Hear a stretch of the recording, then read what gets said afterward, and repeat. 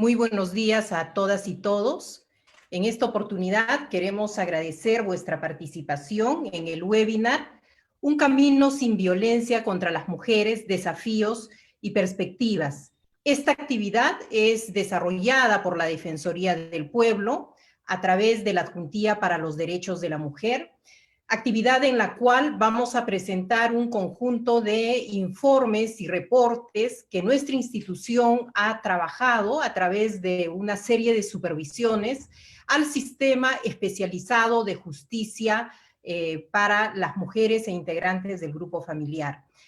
Son varios documentos que se han producido y están enmarcados en lo que ha significado esta cruda realidad de la pandemia que ha llevado consigo la declaratoria de una emergencia nacional, la emergencia sanitaria, una cuarentena, situación que en su primer momento puso a las mujeres en una alta vulnerabilidad para poder tener los servicios esenciales y poder ir a buscar la protección y la atención ante los casos de violencia hacia ellas. Y esto se vio mucho más agravado, digamos, porque la cuarentena las ha obligado a convivir en espacio y en tiempo con sus parejas, quienes son generalmente los que ejercen la mayor violencia en el espacio doméstico, y los servicios no estuvieron abiertos. Fue recién en el mes de abril, el 27 de abril, que se da una norma para poder asumir una serie de medidas que permitan que haya una mayor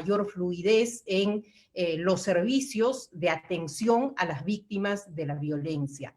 Esta situación es grave porque si nosotros tomamos en cuenta las cifras oficiales que se tienen, por ejemplo, entre enero y octubre de este año, en el Ministerio de la Mujer se han recibido 61.684 casos de mujeres. De ellos, un 47% son de afectación psicológica, un 38% de afectación física y un 12% de agresiones sexuales, que obviamente han tenido un mayor epicentro en los hogares. La Policía Nacional entre enero y septiembre da cuenta de 174.000 denuncias, es decir, casi duplica el Ministerio de la Mujer. Es el primer lugar donde van a denunciar las víctimas. En el 49% igual son denuncias de orden psicológico y el 46% de orden físico. La Defensoría del Pueblo a la fecha ha identificado también la muerte de 118 mujeres, ¿no?, víctimas de feminicidio. Hay 170 casos de mujeres que han superado la agresión feminicida y han salvado sus vidas. Y tenemos 49 muertes violentas en las que la Defensoría está esperando que se pueda ver si califican o no en la figura penal de feminicidio. Pero finalmente todo esto es correlato de una forma extrema de violencia que ha ocurrido en este periodo de pandemia. Igualmente, nuestra institución ha dado cuenta de los reportes de desaparición de mujeres, sean niñas, adolescentes o mujeres adultas. Hemos llegado a tener un reporte de 4.500 notas de alerta, no solamente las denuncias, porque ya la policía ha dado a conocer que las denuncias prácticamente duplican el número de las notas de alerta que se generan. Entonces, estamos ante una realidad en la que la violencia no cesa, la pandemia no ha significado un retroceso en esta lacra social que tiene una fuerte raigambre en este ejercicio abusivo de poder, de ese poder machista, en una estructura que está configurada de cierta forma para que las mujeres sufran en carne propia las diversas formas de violencia. Dicho esto, la Defensoría, a través de la Adjuntía para los Derechos de la Mujer, con el financiamiento del Plan de Acción Conjunto, que es un presupuesto que está dado a diversas instituciones que tienen que ver con estos servicios, ha desarrollado en el marco de sus funciones constitucionales supervisiones con la contribución de comisionados y comisionadas a lo largo y ancho del país. Han sido supervisiones remotas, en las que hemos podido constatar cómo se han dado los servicios, pero también se ha obtenido información de segundo nivel a través de solicitudes de información formal para poder cotejar y ver cómo están respondiendo estos servicios a la ciudadanía. Se han dado durante todo el periodo de la emergencia, desde abril hasta el mes de octubre, y ahora, en el marco de la conmemoración del Día Internacional contra la Violencia hacia las Mujeres, que es el 25 de noviembre, nosotros queremos dar a conocer estos informes, por un lado, para poder visibilizar cuál es el trabajo que está haciendo el Estado, pero también cuáles son esas falencias que la sociedad resiente de un Estado que tiene que estar a la altura de las circunstancias y en el momento adecuado para poder responder. Entonces, ese es el marco en el cual vamos a desarrollar esta webinar. Yo les doy la bienvenida a mis colegas de la Adjuntía para los Derechos de la Mujer, todas ellas expertas en materia de género y en diversas áreas, que van a compartir con nosotros los informes en los cuales cada una de ellas ha sido la profesional experta que ha liderado un grupo de trabajo. Así es que doy la bienvenida a mis colegas Erika Anchante, Patricia Sarmiento, Yuri Marcelo, Isabel Ortiz, Marcela Paliza y Diana Portal. Ellas van a estar con nosotros, cada una de ellas va a tener 10 minutos para hacer una presentación de lo que ha sido el extracto de ese informe, que luego lo van a poder revisar en extenso en el portal de la Defensoría del Pueblo, y tenemos también material fílmico para poder dar a conocer y difundir a la población de qué se trata estos informes, porque en el fondo la Defensoría del Pueblo lo que pretende a través de sus supervisiones es generar información que sirva a las propias instituciones para mejorar la calidad de sus servicios. Servicios que en el punto terminal tienen que ser de calidad para las víctimas, para que ellas puedan tener la protección adecuada, para que ellas puedan tener una atención debida en sus procesos y finalmente para que haya una justicia efectiva hacia ellas. Este es el ánimo de la webinar. Cada una va a tener 10 minutos. A los 8 minutos les vamos a hacer llegar un aviso de que les queda 2 minutos para concluir su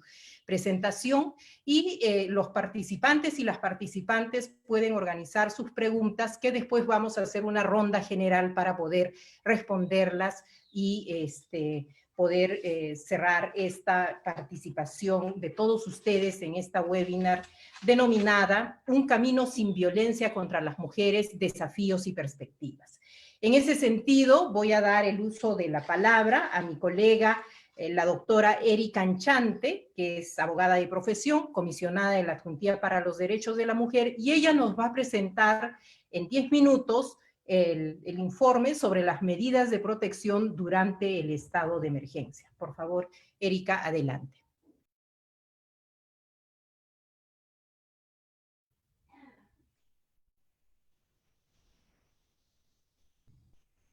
Gracias, doctora Eliana.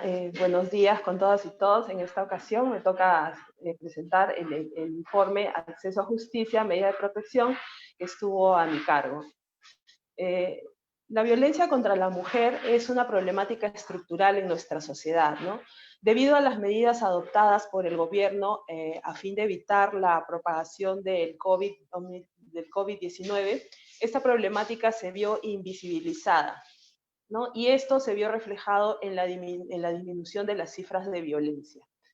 En este contexto, esta situación de inseguridad en la que viven las mujeres pasó inadvertida, ¿no? No existiendo una respuesta efectiva desde el Estado para la prevención y atención de la violencia. Desde la Defensoría del Pueblo, a través de nuestras acciones de supervisión y monitoreo al funcionamiento del Sistema Especializado de Justicia Integrado, realizada por nuestras oficinas y módulos defensoriales, se estableció la necesidad de implementar medidas para el correcto funcionamiento de los órganos que lo integran. Entonces, en ese sentido, nuestra preocupación por la falta de canales adecuados para la tramitación de las denuncias por violencia contra las mujeres y los integrantes del grupo familiar, así como el acceso a las medidas de protección efectivas que eviten nuevos hechos de violencia posibles y posibles casos de feminicidio, ¿no?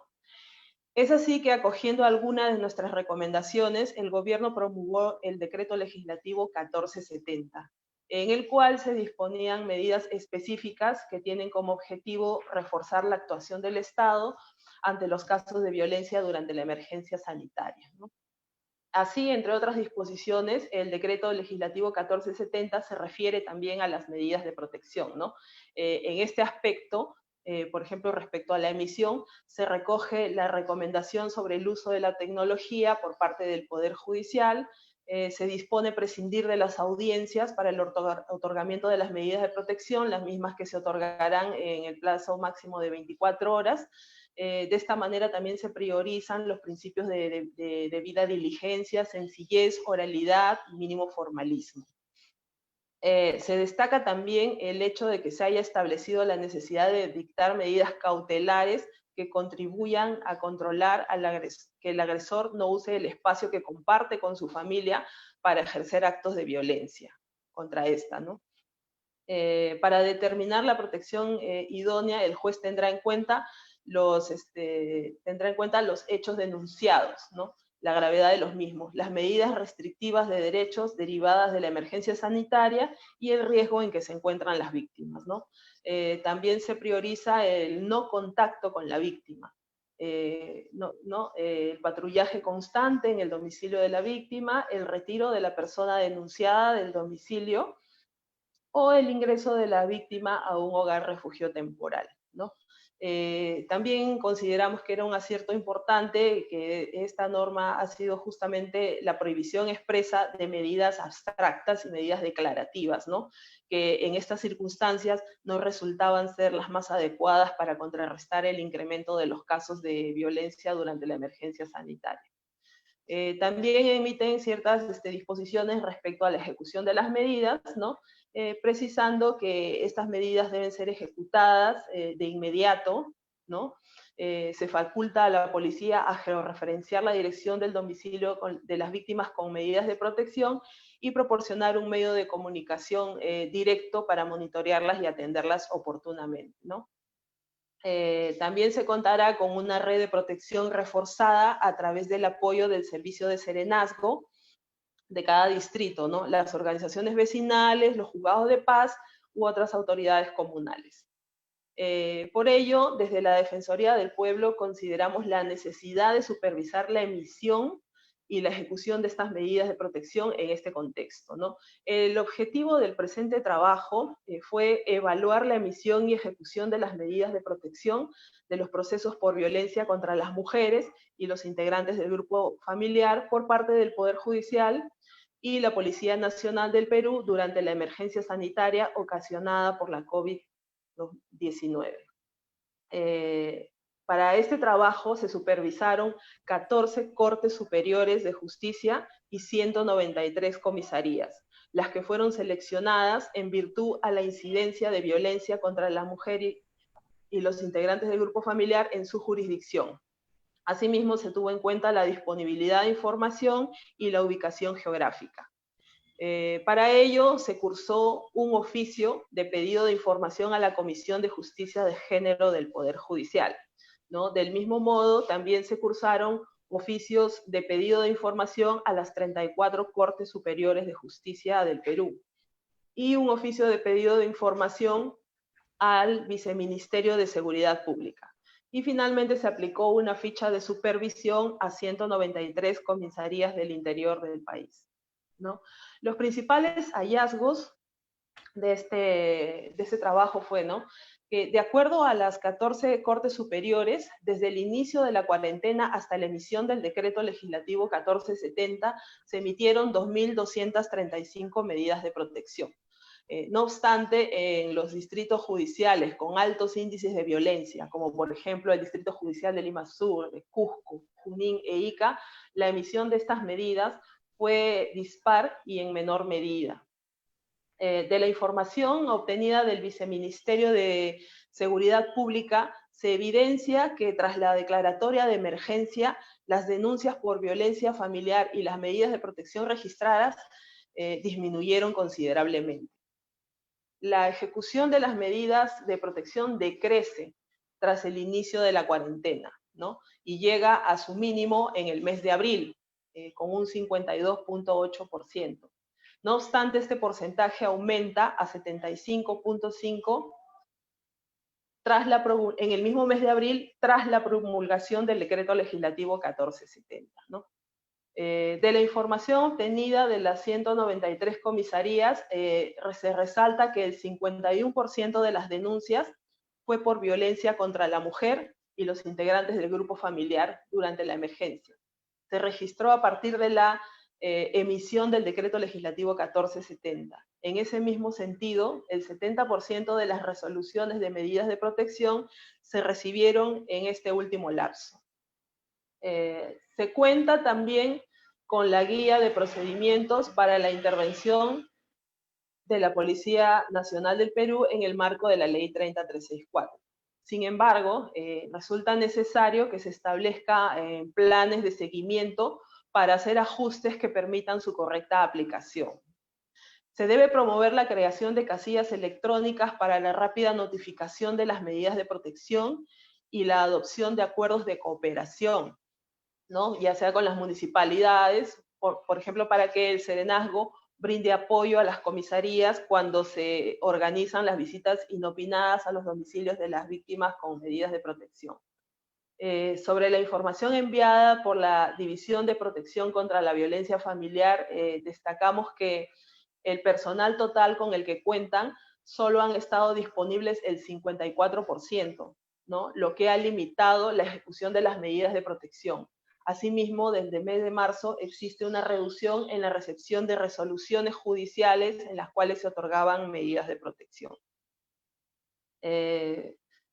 Finalmente, realizamos las recomendaciones de este informe, ¿no? Se recomendó al Congreso de la República modificar la Ley 30364 a fin de incorporar los avances del Decreto Legislativo 1470 a esta norma a fin de agilizar y brindar celeridad en los procesos de violencia contra las mujeres.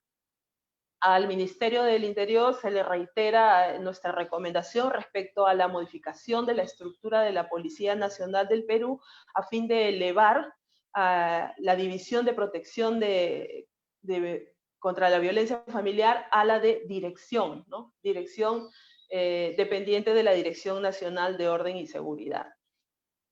También se les recomienda brindar a todas las comisarías los instrumentos necesarios para que cumplan con su labor de ejecución de medidas de protección, crear una coordinación entre el Poder Judicial y en atención a lo dispuesto en la guía de procedimientos para la intervención de la policía en el marco de la Ley 30364, ¿no? Como habíamos mencionado, por ejemplo, las casillas electrónicas para que las resoluciones de medida de protección sean fácilmente notificadas. También se les recomienda garantizar el acceso a todas las comisarías de los servicios de Internet, ¿no? Asimismo de los sistemas de registro nacional de medidas de protección y el mapa georreferenciado.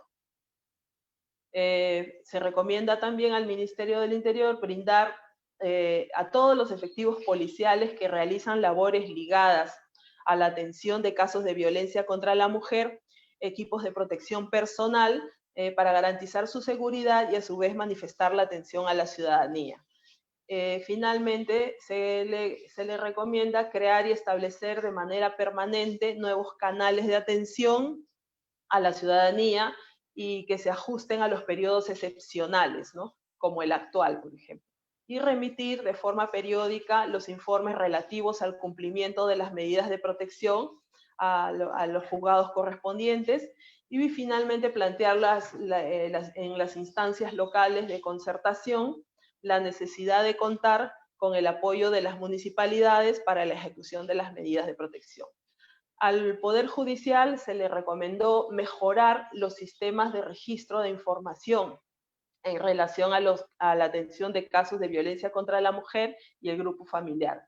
Asimismo, también se les recomendó establecer de manera permanente canales de atención ciudadana que se ajustan a periodos excepcionales como el presente. Al sistema especializado de justicia, finalmente se le recomendó aprobar una norma que garantice la atención de casos de violencia contra la mujer y el grupo familiar en cualquier estado de emergencia declarado por la autoridad competente, e implementar el sistema de interoperabilidad entre las instituciones involucradas en la atención de casos de violencia de género a fin de facilitar las coordinaciones y articulaciones entre todas las instituciones. Muchas gracias. Muchas gracias, Erika, por tu presentación. Vamos a dar el uso de la palabra ahora a la doctora Patricia Sarmiento, y es comisionada de la Adjuntía para los Derechos de la Mujer, y va a compartir con nosotros la supervisión en la atención de casos a través de la línea 100 y el servicio de atención urgente del programa Aurora del Ministerio de la Mujer y Poblaciones Vulnerables. Patricia, tienes 10 minutos para tu presentación. Adelante. Buenos días a todos y a todas. Muchas gracias por participar de este webinar. Bueno, como lo mencionaba la doctora Rebollar, yo les voy a presentar la supervisión que se realizó a la línea 100 y al servicio de atención urgente en el marco de la emergencia sanitaria por la COVID-19, ¿no? En realidad, el trabajo que se hizo este año tuvo que modificarse a raíz de este contexto de emergencia nacional sanitaria. En un principio se iba a hacer una supervisión como lo veníamos haciendo desde los años anteriores a los centros de emergencia mujer, pero debido a que hubo el tema de la cuarentena y se suspendieron los servicios presenciales, se tuvo que modificar para supervisar los servicios que sí venían prestando la atención a las víctimas de violencia, y se optó por realizar la supervisión a la línea 100 y al servicio de atención urgente, o más conocido como SAU. En ese sentido, lo primero que en lo que nos enfocamos fue en reformular el tipo de supervisión que íbamos a realizar. Y para ello, lo que se optó fue por cada oficina defensorial, tenemos una oficina defensorial en cada región, se le propuso casos tipo modelo, y se realizaron 5 llamadas por oficina a la línea 100, de manera tal que se pudiera aplicar una ficha y así recoger información de cómo se venían atendiendo este tipo de casos, ¿no? En el caso del sistema de atención urgente era un poco más complicado recabar la información porque no se podía de alguna manera replicar un caso presencial, sino que se recogió la información a través de la información, valga repetirlo, publicada en la página web del Ministerio de la Mujer. Entonces, lo que se logró concluir a través de estos medios es que uno, a raíz de este estado de emergencia y de la cuarentena que se originó desde marzo de este año, los servicios de la línea 100 fueron aumentando progresivamente hasta que llegó un punto en que el servicio llegó a aumentar hasta un 190% más o menos entre mayo y junio de este año. No ocurrió lo mismo en el caso del SAU. El caso del SAU sí siguió atendiendo más o menos una misma proporción de víctimas que el año pasado, pero la línea ciencia aumentó dramáticamente o significativamente el número de atenciones con relación al año anterior. Eso se vio compensado a través de trasladar a los profesionales que atendían en los centros de emergencia mujer a la línea 100, ¿no? Y esto también se vio confirmado mediante la supervisión que se llevó a cabo. ¿Por qué? Porque de los resultados que pudimos observar, de las 185 llamadas que pudimos realizar, en el 65% de ellas, la llamada fue atendida en el primer intento que se realizó, ¿no? Entonces, eso nos dio una buena señal de que no se tenía, en la mayoría de casos, la persona que llamaba a la línea 100 no tenía que insistir muchas veces para poder ser atendida, lo cual es muy importante en el caso de las mujeres que necesitan acudir o que necesitaban atención en los casos de violencia, sobre todo en un contexto de pandemia donde no había muchas opciones de obtener ayuda por otros medios. En los casos donde no se atendía a la primera llamada y se tenía que insistir en una segunda llamada, el 47% restantes serán atendidas en el segundo intento. Ahora, como les comentaba, la violencia contra la mujer tiene diferentes manifestaciones. Entonces, en estas llamadas tipo ensayo no solo se optó por presentar un solo tipo de violencia, se plantearon diferentes manifestaciones de violencia, diferentes situaciones. Presentamos casos de violencia física, sexual, psicológica, económica, obstétrica, inclusive presentamos casos de mujeres desaparecidas, para de esa manera también determinar si es que había una identificación correcta por parte de los operadores de la línea 100 de este tipo de casos. Y en el 86% de los casos hubo una identificación correcta del tipo de violencia que era motivo de la consulta por parte de las personas que llamaban a este servicio, ¿no? En 152 llamadas de las realizadas, que eran 185, la persona que atendió instó a la persona que hacía la consulta a realizar la denuncia correspondiente, lo cual sí es lo más recomendable en todos los casos de violencia contra la mujer, porque sí, si bien no se puede obligar a la persona, sí lo más recomendable es denunciar los actos de violencia contra la mujer en todos los casos que sea posible, ¿no? La segunda recomendación más frecuente en este tipo de llamadas fue la de orientar sobre los medios probatorios que debía recabar la persona que hacía la consulta, y la tercera fue sobre las medidas de protección que podía solicitar o que podían ayudarla en los casos de violencia. De todas estas 185 llamadas, 42 de las llamadas se estuvieron relacionadas a casos de violencia sexual.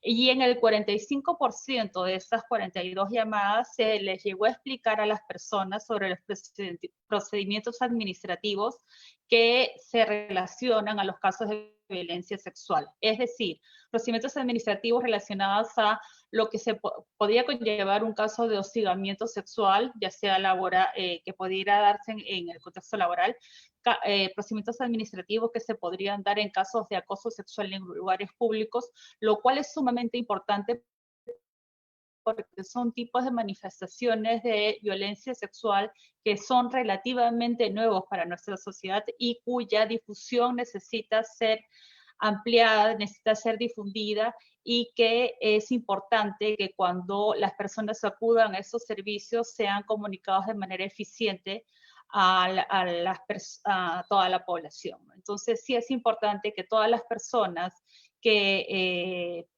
brindan el servicio de orientación en los casos de violencia contra la mujer tengan en claro que en cualquiera de estas consultas sí brinden toda la información necesaria para que esta pueda ser difundida entre la comunidad y entre las personas que puedan sufrir cualquiera de este tipo de violencia, ¿no?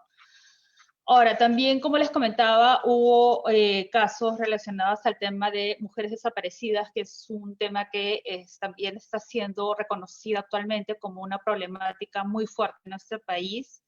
Y de las 5 llamadas relacionadas, en 3, que bueno, no son una gran cantidad, pero de las 5 sí son la mayoría, se brindó orientación sobre la intervención que debe llevar a cabo la Policía Nacional en estos casos, ¿no? Como son las medidas mínimas que se deben actuar en caso de la desaparición de mujeres en nuestro país, ¿no?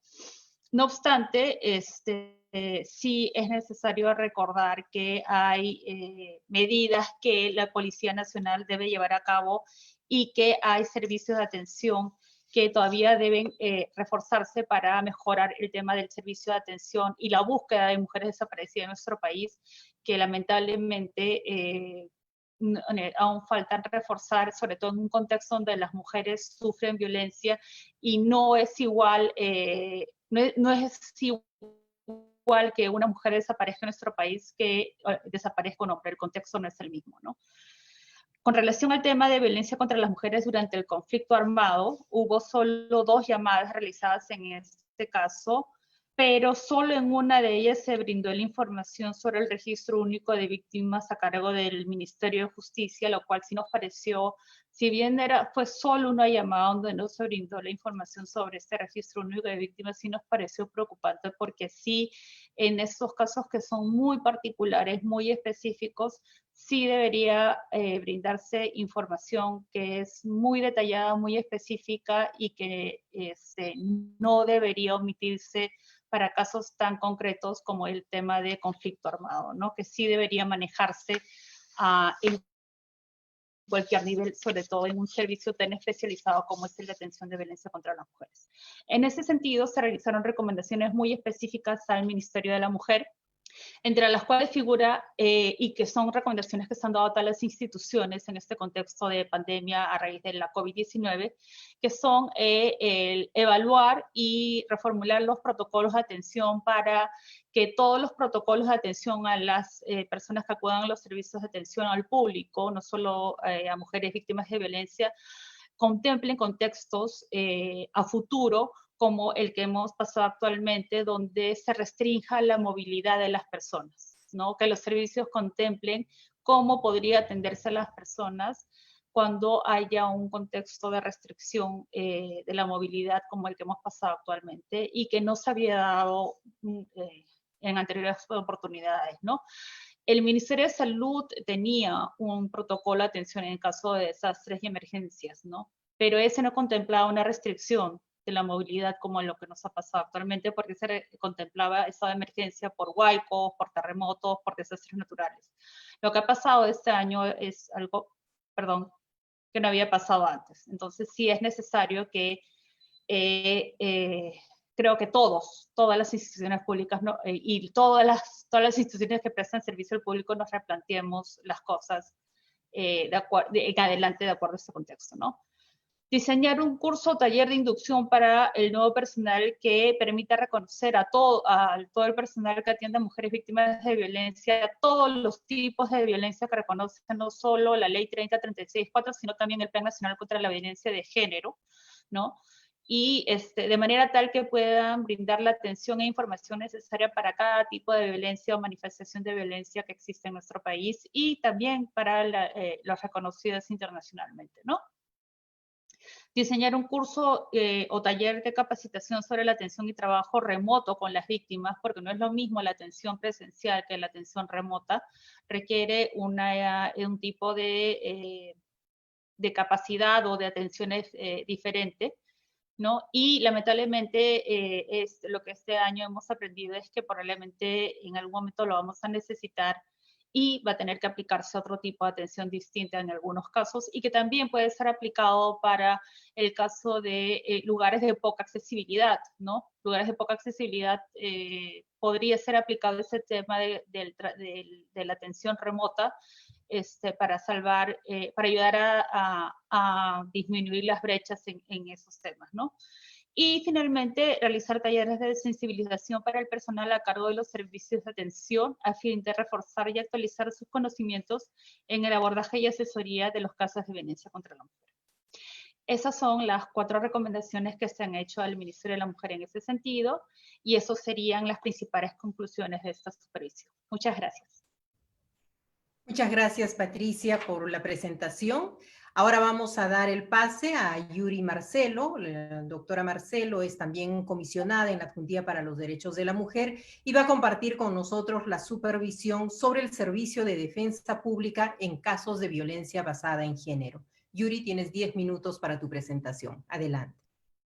Buenos días con todos y con todas. Agradecerles la participación al webinar Un Camino sin Violencia contra las Mujeres y comentarles que también uno de los servicios esenciales es la dirección, a cargo de la Dirección de Defensa Pública, son las direcciones distritales. Y en ese sentido, comentarles, empezar señalándoles que antes de la pandemia, ya la Organización Panamericana de Salud señalaba que 1 de cada 3 víctimas de violencia, 1 de cada 3 víctimas había, a lo largo de su vida, había sido víctima de violencia, sea violencia física, sexual o psicológica. Y solo en el año 2019, de los 33 países de la región de América Latina y el Caribe, daban cuenta que la cifra de mujeres asesinadas a manos de su pareja lamentablemente ascendía o superaba ya los 3.800. La propagación de la COVID-19 lo que ha hecho es recrudecer esta realidad. Como bien se señalaba anteriormente, la coexistencia entre el agresor y la víctima era desbordante dentro de los hogares. Incluso lo que se señalaba que era un lugar para ellos, el hogar para ellas, el hogar como un lugar tranquilo en el que se les salvaguardaría la integridad, muchas de ellas fueron víctimas de violencia física y psicológica, incluso sexual, en el caso de niños, niñas y adolescentes. Por eso era necesario evaluar desde la Defensoría, supervisar cómo se venía realizando o cómo venía atendiéndose los servicios tan esenciales como el servicio de la defensa pública, el servicio que brinda a través del patrocinio legal a las víctimas. Habían habilitado canales de atención de manera virtual remota, puesto debemos tener en cuenta que los primeros meses el aislamiento social obligatorio y las medidas dictadas por el gobierno eran sumamente estrictas. En ese sentido, el Ministerio de Justicia, a través de estos servicios de defensa pública, brindan asistencia y patrocinio legal, como también lo hace el Centro de Emergencia Mujer. Sin embargo, muchas veces se concentra esta demanda de atención de casos de patrocinio y del equipo multidisciplinario en los centros de emergencia mujer, y algo que salía de los focus group que se realizó con los directores y directoras distritales era justamente la poca información que la población, la ciudadanía, las víctimas tienen en relación a la atención de estos servicios. Comentarles un poco que el objetivo de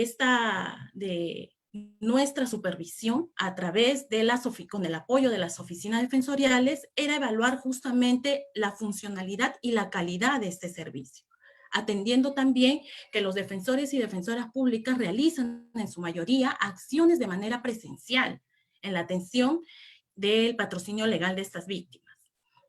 ¿Cuáles fueron o qué metodología se utilizó en esta supervisión? Se supervisaron 9 direcciones distritales. Tenemos a Cusco, Huánuco, Junín, La Libertad, Lima Centro, Lima Este, Lima Norte, Lima Sur y Ventanilla. ¿Por qué se escogió estas regiones? Porque a la fecha, entre el 16 de marzo, en que inicia el aislamiento social obligatorio, al 15 de julio, eran direcciones distritales que registraban el mayor índice de violencia contra las mujeres en el contexto de estado de emergencia. El criterio para su selección fue justamente en las regiones en el que las mujeres se había registrado a través de los canales virtuales de este servicio altos índices de violencia. Se utilizó también como un pedido de información oficial a la Dirección General de Defensa Pública del Ministerio de Justicia, información en relación a las cifras de violencia a nivel nacional. Se aplicaron la ficha encuesta a 125 defensores y defensoras públicas de las 9 direcciones regionales.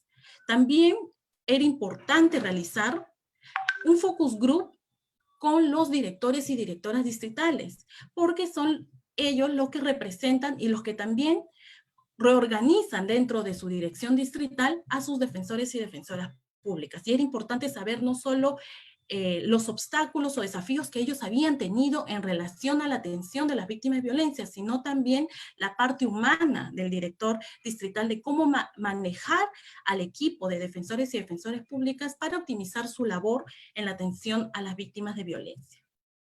Entre los principales hallazgos se tiene 3 aspectos importantes. La cobertura del servicio de defensa pública en las regiones supervisadas.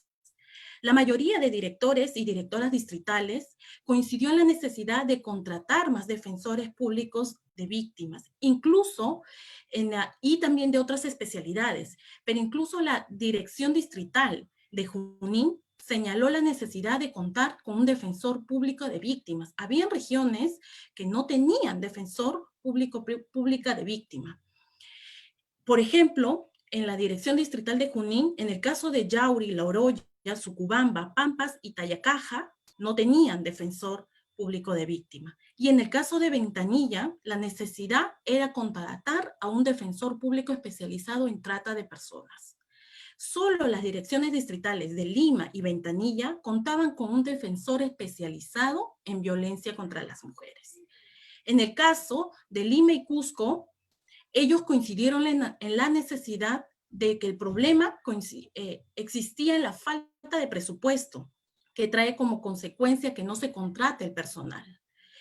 En el tema de la homogenización de sueldos también era un problema para los defensores y defensoras públicas. Incluso por el contexto de pandemia se tuvo que paralizar algunos contratos de convocatoria CAS que luego, posterior a los meses, pudo ser retomado para la contratación de defensores y defensoras públicas.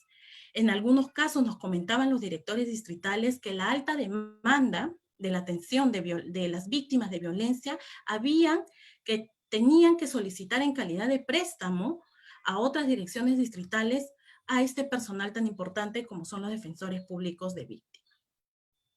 En relación a la organización y funcionamiento de las y los defensores públicos, el 79% de defensores públicos de 125 que fueron encuestados vienen realizando su labor de manera remota, mientras que un 21% de manera alternada, es decir, presencial y remota. Esto conllevaba a que muchas de las diligencias que realizaban este personal de defensores públicos era básicamente, por ejemplo, en la toma de declaración de una víctima de violencia menor de edad en Cámara GESEL. Tenían que apersonarse directamente al lugar de la Cámara GESEL para la toma de declaración. En algunas situaciones, en algunas entidades que no había mesa o no habían implementado su mesa de parte virtual, también tenían que apersonarse. El 87% de defensores públicos señaló que recibió la capacitación sobre el trabajo remoto. Del total de los 26 defensores públicos que realizan el trabajo alternado, semipresencial, el 58% señaló que se les entregó un material de bioseguridad. Asimismo, 7 de este grupo de 26 defensores públicos que realizan el trabajo alternado, se les realizó la prueba rápida para la detección de la COVID. Y esto es importante porque también el personal de los defensores públicos se les tiene que salvaguardar no solo la salud, sino también probablemente el contagio que podrían tener este personal y lamentablemente desencadenar de repente el contagio en sus familias o en sus hogares. Por eso era la insistencia y la necesidad de que se le brinde el material de bioseguridad para aquellos que realizaban el trabajo semipresencial. En relación a la atención de casos de violencia contra las mujeres. La atención de casos de violencia contra las mujeres se solicitó en 3 periodos. Primero, desde el 1 de enero al 15 de marzo, para nosotros conocer cómo o el nivel o la demanda de atención de las víctimas de violencia antes de la pandemia.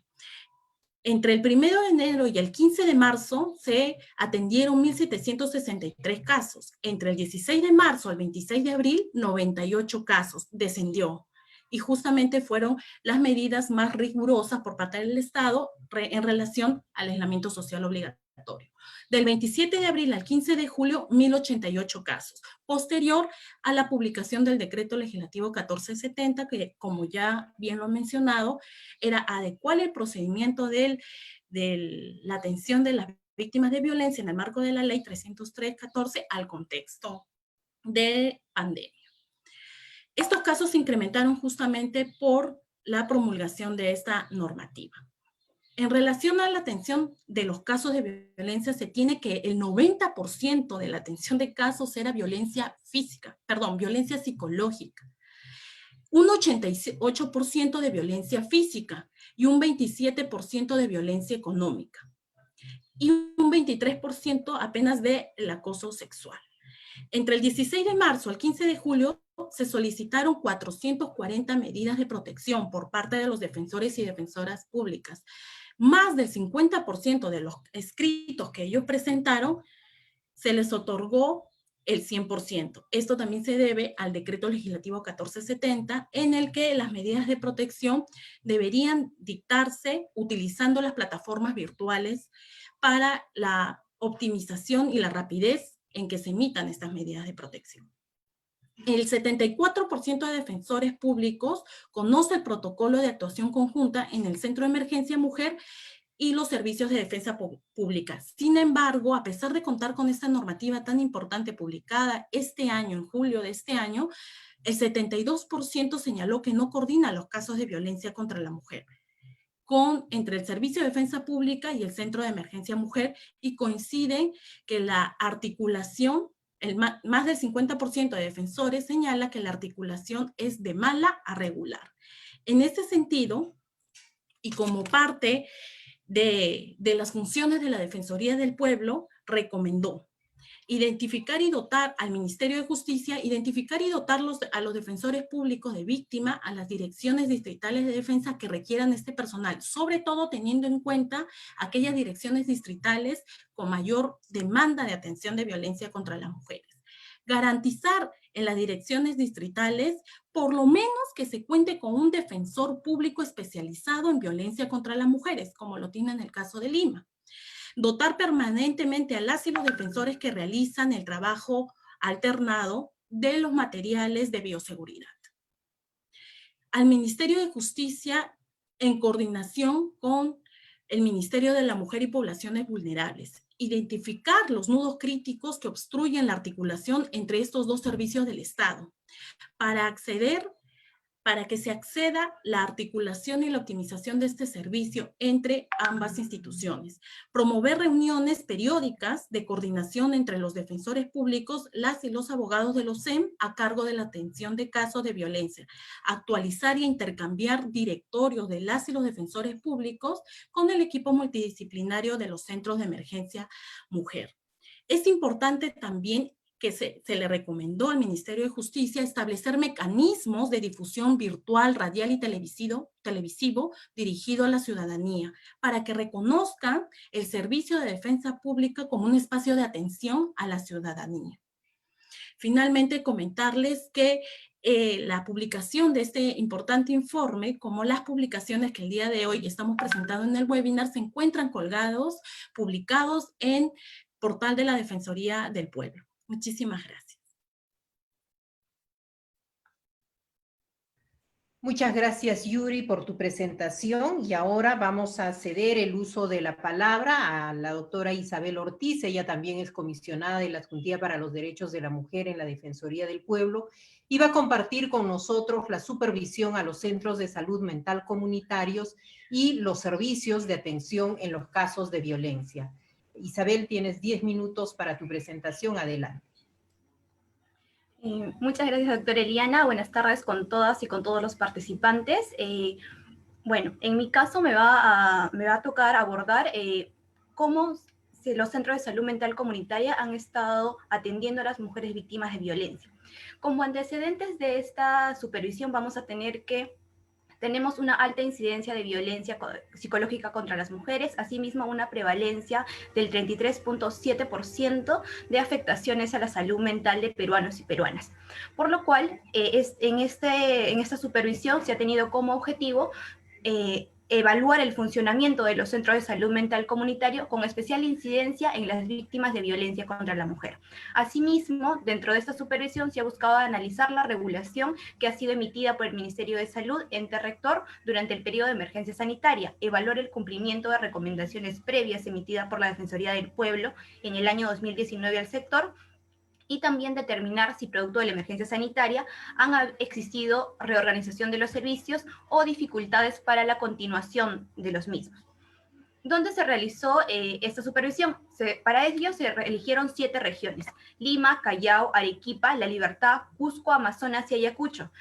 Se eligieron estas regiones porque tenían un mayor número de centros de salud mental comunitaria y también presentaban mayores índices de violencia contra la mujer. Los instrumentos para llevar a cabo esta supervisión fueron una ficha de recojo de información aplicada a 73 directores y directoras de centros de salud mental de las regiones referidas, un pedido de información al Ministerio de Salud sobre la normativa emitida durante este periodo y reuniones periódicas con los especialistas de la Dirección de Salud Mental del referido ministerio.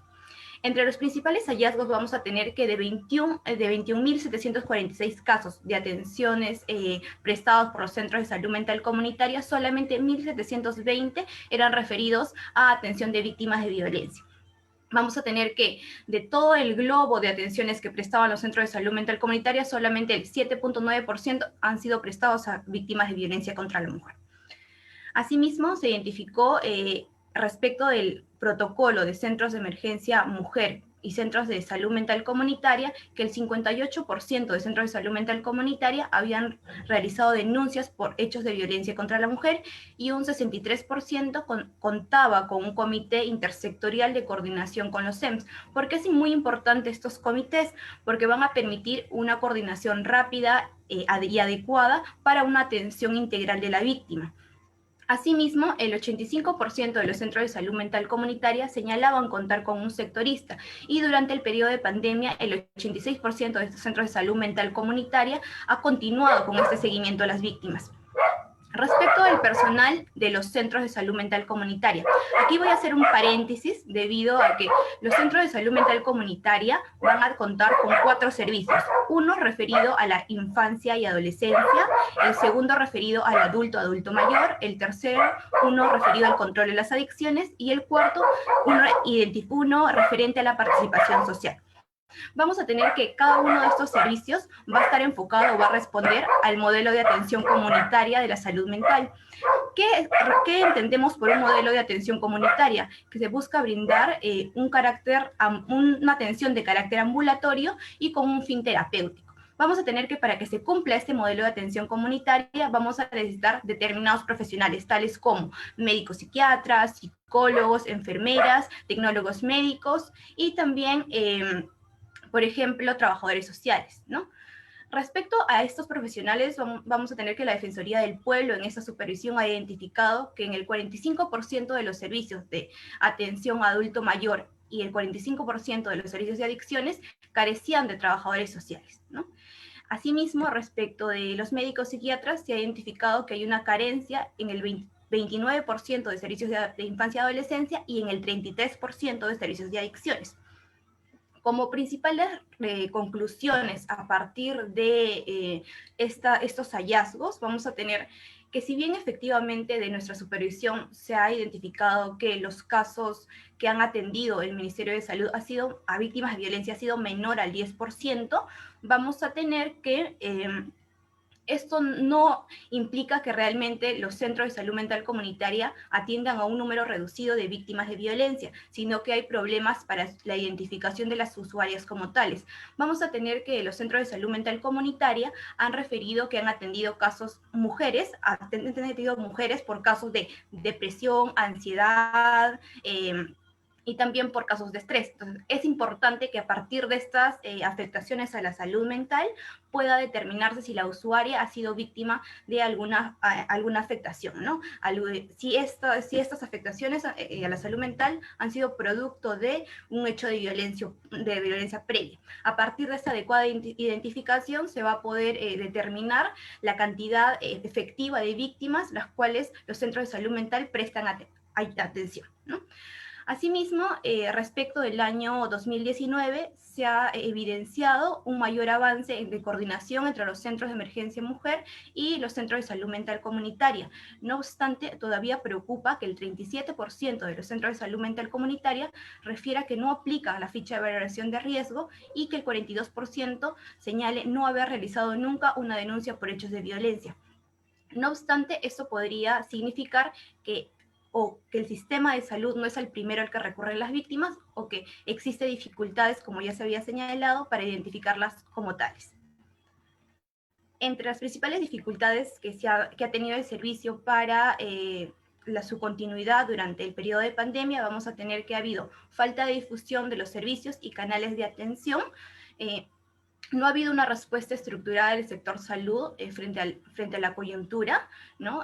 Cada centro de salud mental comunitaria ha planteado su propia estrategia de difusión de sus servicios, su propia estrategia para brindar atención virtual ante la carencia de lineamientos y protocolos del sector. Una segunda dificultad que se ha enfrentado a este servicio en esta etapa ha sido la falta de profesionales para el desarrollo del modelo comunitario. Como bien ya previamente había señalado, hay profesionales que son indispensables para cumplir con el modelo comunitario. No obstante, hay carencia de los mismos, como de trabajadores sociales y psiquiatras, y uno de los principales servicios afectados es el servicio de adicciones. Para un camino sin violencia, la Defensoría del Pueblo, a partir del análisis de datos que ha obtenido de este informe, ha planteado las siguientes recomendaciones. Al Ministerio de Salud se ha recomendado plantear estrategias para una identificación adecuada de las víctimas a partir de afectaciones a la salud mental comunes, como depresión, ansiedad o estrés. A partir de esa adecuada identificación, plantear un adecuado registro de las mismas y de esta manera poder mostrar de forma efectiva la cantidad de víctimas que atienden estos centros de salud mental.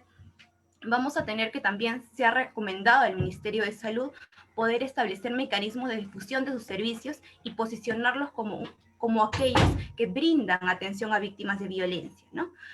Asimismo, hemos considerado necesario la emisión de protocolos por parte del sector salud para la atención a la ciudadanía, especialmente por canales virtuales. Por otro lado, se ha recomendado al Ministerio de la Mujer y Poblaciones Vulnerables fortalecer el trabajo conjunto entre los centros de emergencia mujer y centros de salud mental comunitaria, especialmente los referidos a la aplicación de fichas de evaluación de riesgo y a la formulación de denuncias por violencia familiar o contra la mujer.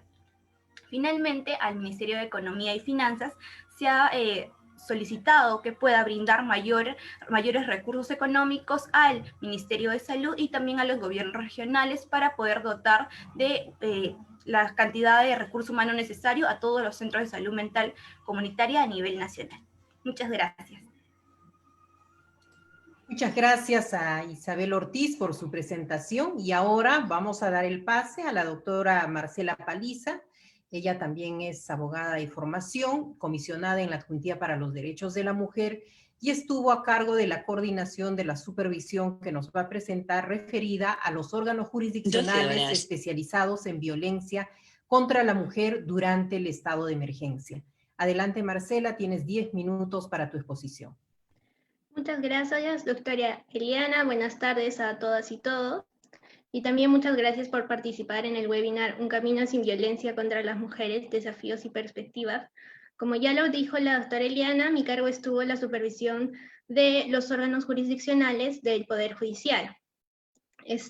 Quisiera empezar diciendo que, como ustedes saben, el Poder Judicial se encarga de dos procesos importantes. Por un lado, en atención a la ley 364, ve el proceso de otorgamiento de medidas de protección y paralelamente también es el encargado de sentenciar y llevar a cabo el proceso penal cuando hay un delito por la comisión de hechos de violencia. En ese sentido, nuestro objetivo fue evaluar los módulos judiciales integrados que tiene el Poder Judicial, que están especializados justamente en atender casos de violencia contra la mujer, y estos módulos pues cuentan con 71 juzgados, y a todos ellos los hemos supervisado. Asimismo, se supervisó a los órganos jurisdiccionales penales del Lima Este, que están funcionando en este momento como un piloto para que se puedan replicar a nivel nacional. La supervisión tuvo un periodo de 16 de marzo hasta el 30 de junio, que fue el momento o donde estuvo, digamos, el estado de emergencia más estricto. Por otro lado, tengo que empezar mencionando también que, como sabemos, el 16 de marzo empieza el estado de emergencia. Ese día, el Poder Judicial dispone que al menos un juzgado de las Cortes Superiores vean casos de violencia contra la mujer. Esto implicaba varias cosas, no necesariamente que el juzgado que tenga en esos casos deba ser un juzgado de módulo, sino que podría ser cualquier otro juzgado mixto de familia que tengan en las Cortes. Esto ocasionó, por ejemplo, que solo el 65% de módulos judiciales permaneciera atendiendo durante por lo menos la primera etapa del estado de emergencia. En el caso del 35% restante, hubieron lapsos en los que se cerraron. Asimismo, tras la declaración y la promulgación del Decreto Legislativo 1470, se empiezan a habilitar otros juzgados a nivel nacional. Asimismo, el 11 de mayo se dispone recién que el uso de cuentas de correo para que los juzgados puedan recepcionar denuncias por violencia contra la mujer. Todo esto ocasionó que por lo menos en el primer mes de la cuarentena haya un descenso en la recepción de casos y denuncias de violencia contra la mujer. y que desde finales de abril a mayo estos empiecen a subir paulatinamente. En ese sentido, durante el periodo supervisado, se evidencia que se atendieron 21.578 casos, siendo Lima Sur el que más expedientes registró, con 4.371, y Cusco el que menos lo hizo, con 948. Lo mismo sucedió con las medidas de protección. En la primera etapa se otorgaron menos medidas de protección y luego de la emisión del decreto legislativo, estas comenzaron a subir. En ese sentido, Lima Sur de nuevo fue quien más otorgó medidas de protección, con 3.864 resoluciones de este tipo, y Cusco el que menos, con 868. En general, un dato importante que hemos evidenciado es que en el 84% de casos de violencia contra la mujer se emitieron medidas de protección. Asimismo, que la mayor cantidad de medidas de protección otorgadas, o la mayor medida otorgada, fue la terapia para el agresor y la víctima, seguida del cese o prohibición de violencia. Este dato nos llama la atención principalmente porque en el decreto legislativo se prohíbe que se emita esta medida de protección al ser muy etérea, ya que si estamos todos encerrados en nuestros hogares, entonces es muy difícil de ver y de que la policía pueda garantizar que se esté ejecutando esta medida. En ese sentido, no solo la prohibió, sino que propuso o promovió que se use el retiro del agresor o el traslado de la víctima a un hogar refugio temporal. No obstante, estas dos medidas fueron utilizadas muy pocas veces, en casos muy puntuales. Entonces, habría que seguir trabajando respecto a las medidas de protección que deben otorgar los jueces y juezas. Otro dato importante es que el 60% de medidas de protección se notifican en un plazo mayor a 24 horas. Esto se debe, desde la supervisión que hemos hecho, a que, por un lado, no todos los juzgados cuentan con herramientas electrónicas para hacer notificaciones de manera electrónica, y por otro, porque aún falta el sistema de registro de medidas de protección que el mismo reglamento de la Ley 303/64 dispone.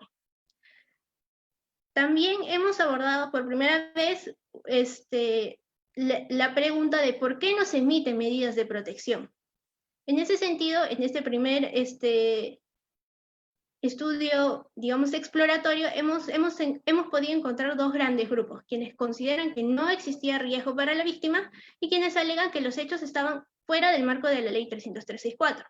En relación a este último, hemos evidenciado que existe una confusión respecto a la pertenencia al ámbito familiar.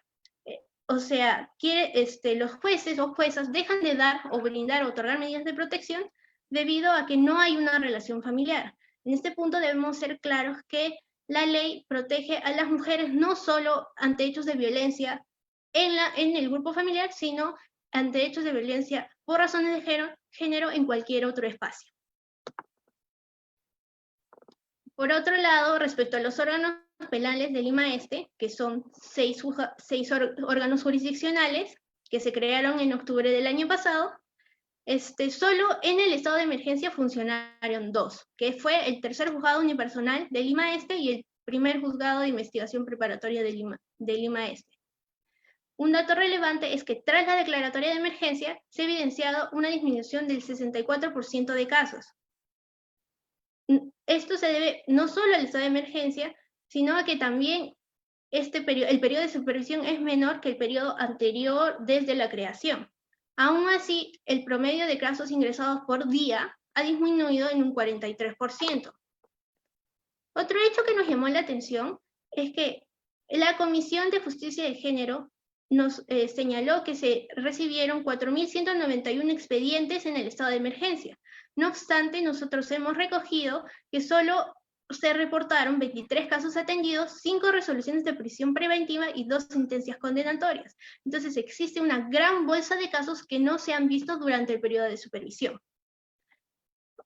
Otros aspectos relevantes es, por un lado, uno relacionado a la capacitación de jueces y juezas. El 89% de magistrados han informado haber recibido capacitación en violencia contra la mujer y la Ley 303/64 en los últimos 12 meses. La mayoría de las capacitaciones es brindada por el mismo Poder Judicial. Respecto a los recursos que tienen, el 61 señala que tiene acceso al expediente judicial electrónico. Y el 65 que cuenta con el 55% que cuenta con un sistema de videoconferencia y solo el 51% que tiene acceso al sistema de notificación. Como señalaba más adelante, que solo la mitad tengan acceso a este sistema de notificación evita que, por ejemplo, las medidas de protección se puedan trasladar a la policía de manera veloz y que estos puedan ejecutarla de manera inmediata. La mayoría de jueces y juezas, tanto de módulos como de órganos jurisdiccionales penales, conocen usar TICs, pero no tienen el acceso suficiente a estos servicios, lo que también limita su capacidad para poder cumplir sus funciones, especialmente ahora que la mayoría de ellos, aproximadamente el 70%, hacen trabajo remoto. Respecto al COVID-19, nosotros hemos consultado si es que se les brindaron protocolos o si es que se tuvieron que trasladar y les brindaron los accesorios necesarios para hacerlo. El 61% conoce la existencia de un protocolo de prevención de COVID y señala que se les brindó mascarillas y guantes. Solo en 4 ocasiones recibieron escudo facial y en un caso respirador, botas y gorro. Llama la atención que en el caso de los órganos jurisdiccionales penales, en la mitad no conozca la existencia del protocolo institucional. A este punto debemos mencionar que el 11 de marzo, incluso antes del estado de emergencia, el Poder Judicial ya había adoptado un protocolo de prevención de protección del COVID.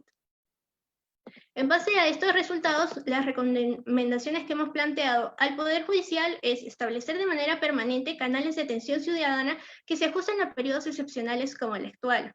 Si bien ahora hemos estado en un estado de emergencia, también tenemos que pensar que hay desastres en otras partes del país y que no se cuentan con estas herramientas para poder recibir las denuncias y atender a las víctimas.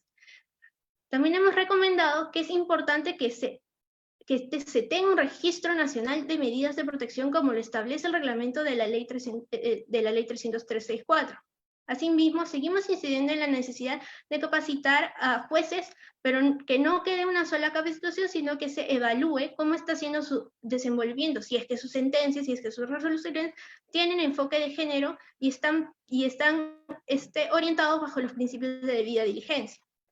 Asimismo, se ha recomendado brindar las herramientas tecnológicas para que los jueces puedan desarrollar sus actividades con facilidad. Y finalmente, es relacionado al hecho de que hayan jueces que todavía no sancionan o sacan de protección a la ley a quienes han sufrido violencia y no son del grupo familiar, hemos recomendado al Congreso de la República que se modifique el artículo 14 de la ley 30364 para que se establezca que la creación de juzgados especializados en violencia contra la mujer independientemente de la atención familiar, porque lo que sucede ahora es que los juzgados son subespecializados, porque la especialización es familia y la subespecialización es violencia contra la mujer. Entonces queremos romper lazo entre violencia y familia, porque la violencia contra la mujer se da en todos los espacios y no únicamente en el familiar. Muchas gracias, eso es todo. Muchas gracias, Marcela, por tu presentación. Y ahora vamos a darle el uso de la palabra a la doctora Diana Portal. Ella es abogada de profesión, comisionada en la Adjuntía para los Derechos de la Mujer. Diana nos va a presentar la supervisión que se ha llevado a cabo al Ministerio Público ante la violencia contra las mujeres y los integrantes del grupo familiar en el contexto del COVID-19. Adelante, Diana, tienes 10 minutos para tu presentación.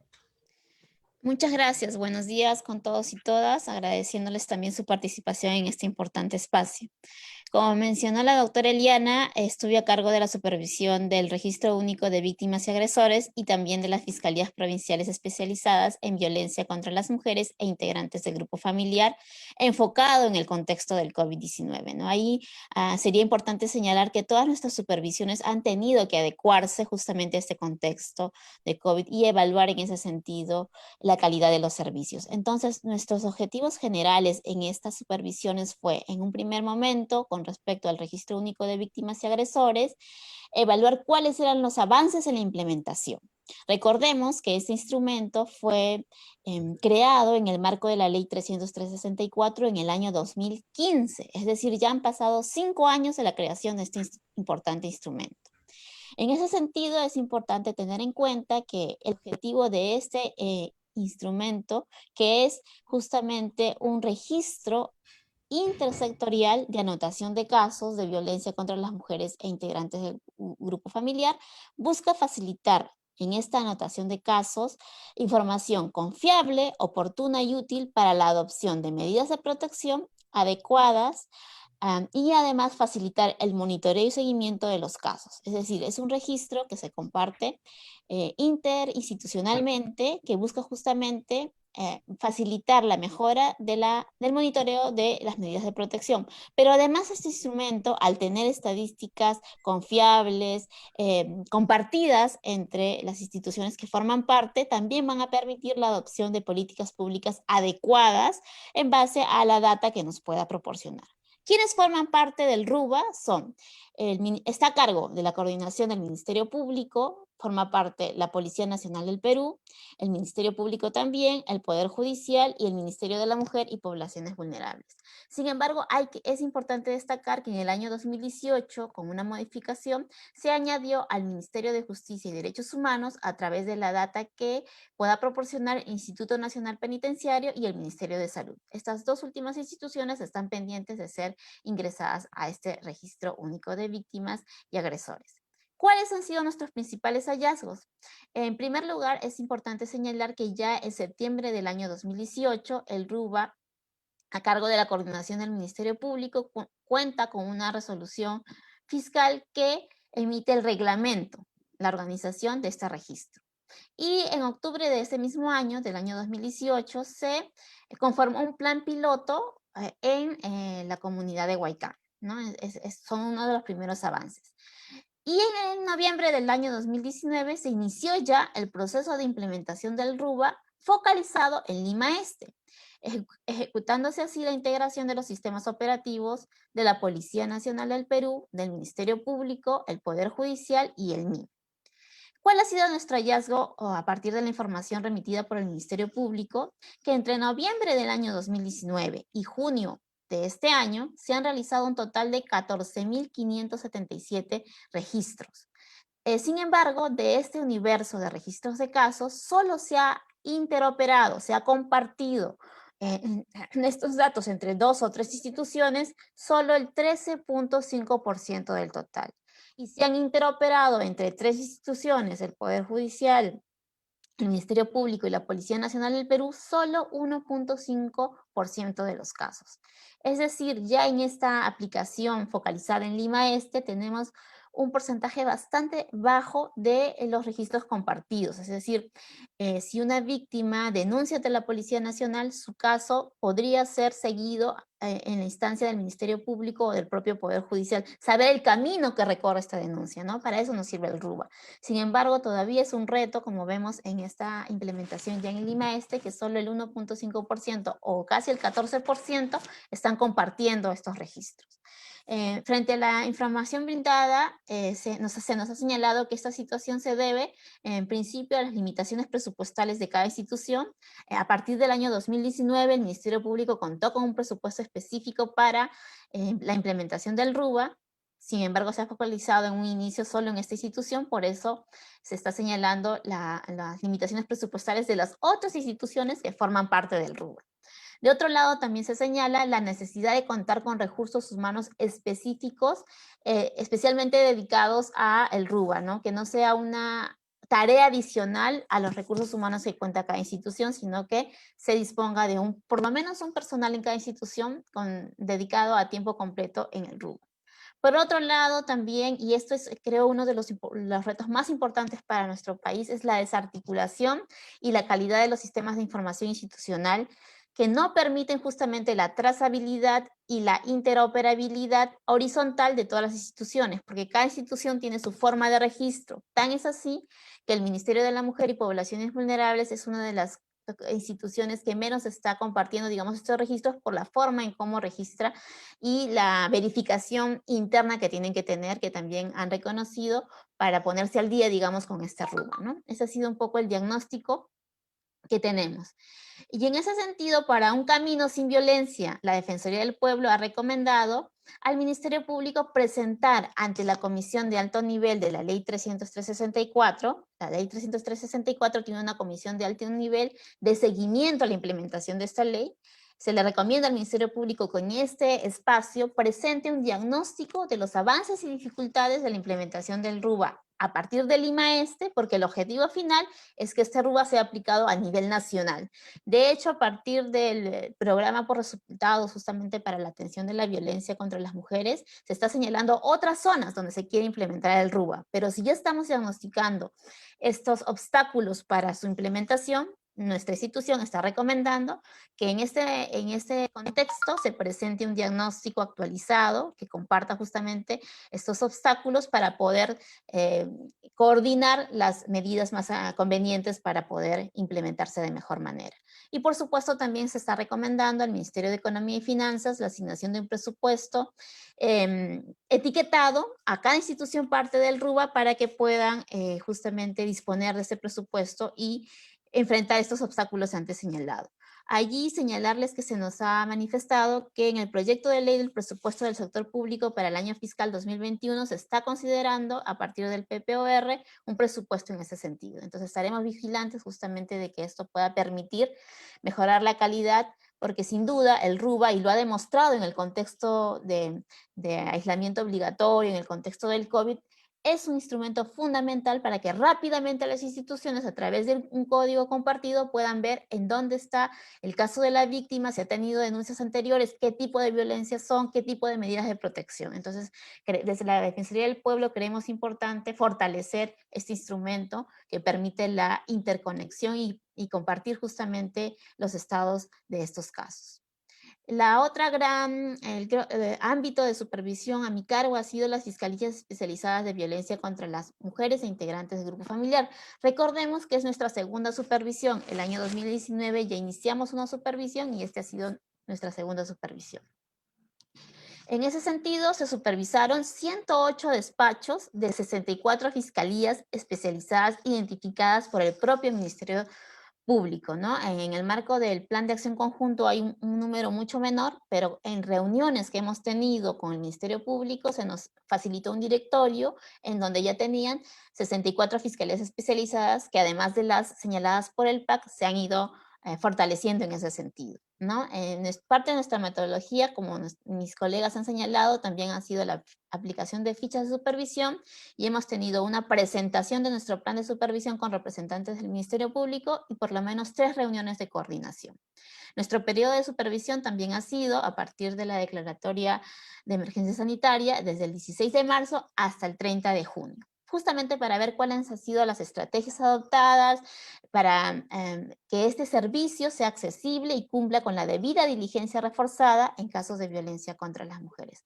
¿Cuáles han sido nuestros hallazgos? En primer lugar, el hallazgo más importante ha sido que a partir de la emisión del decreto legislativo 1470, el 70% de las fiscalías especializadas han seguido pidiendo la aplicación de la ficha de valoración del riesgo, ¿no? Entonces, en ese sentido es importante que no se ha tomado en cuenta esta flexibilización del decreto legislativo 1470. Y eso puede deberse a que el 15% de las fiscalías especializadas supervisadas no contaban con información respecto a esta norma. Otro dato importantísimo es que por lo menos el 28% de las fiscalías especializadas no considera el valor probatorio de los informes de los CEMS.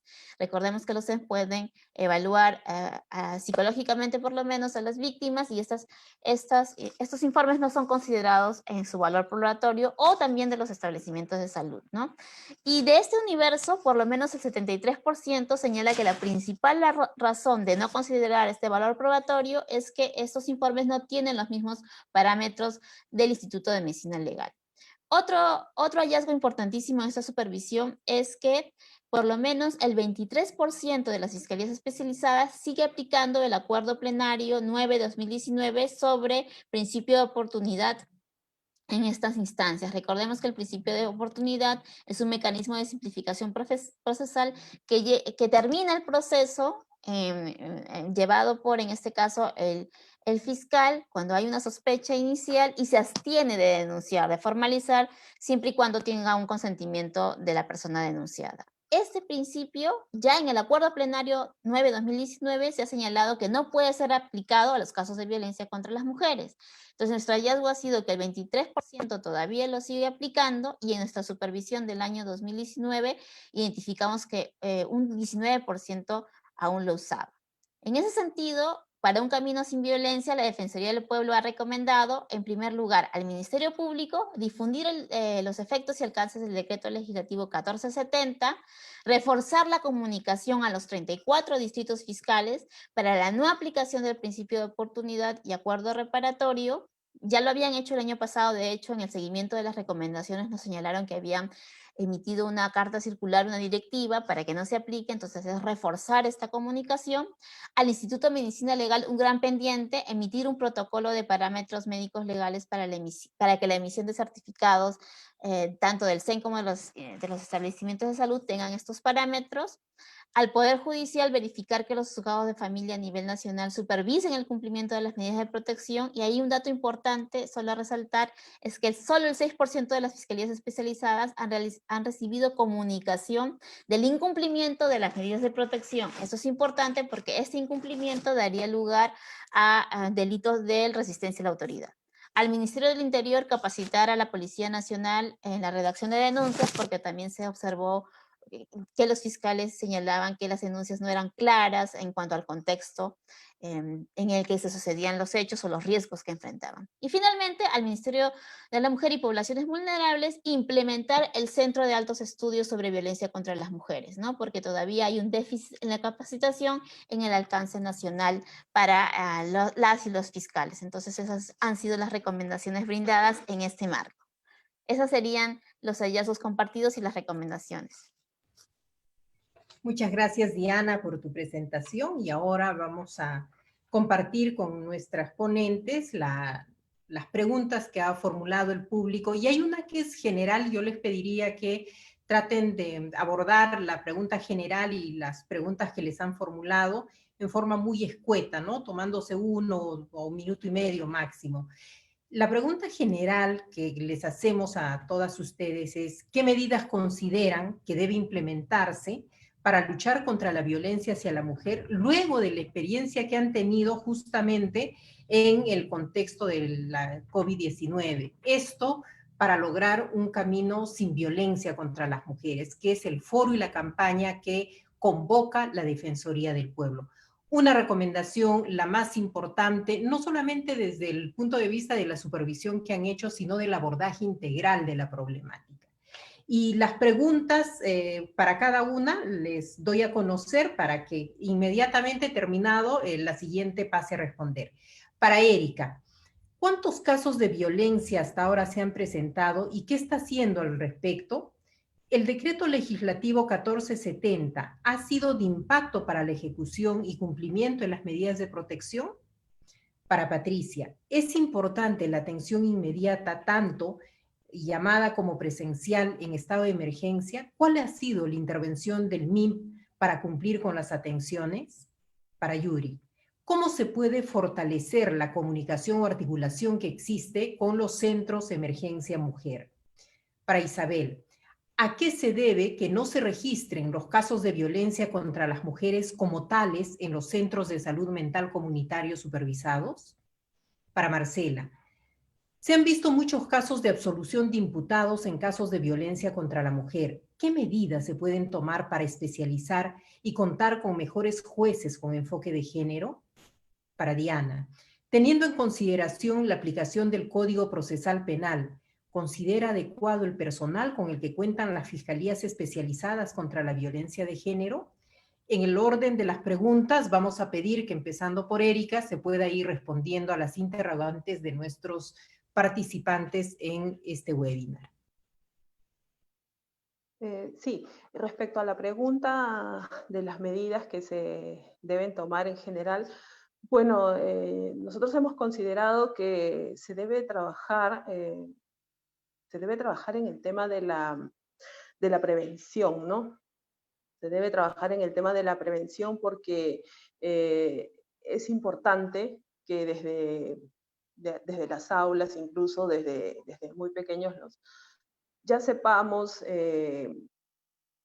conocer los derechos de las mujeres, ¿no? Debamos conocer los derechos de las mujeres y debemos respetarlas como tal, ¿no?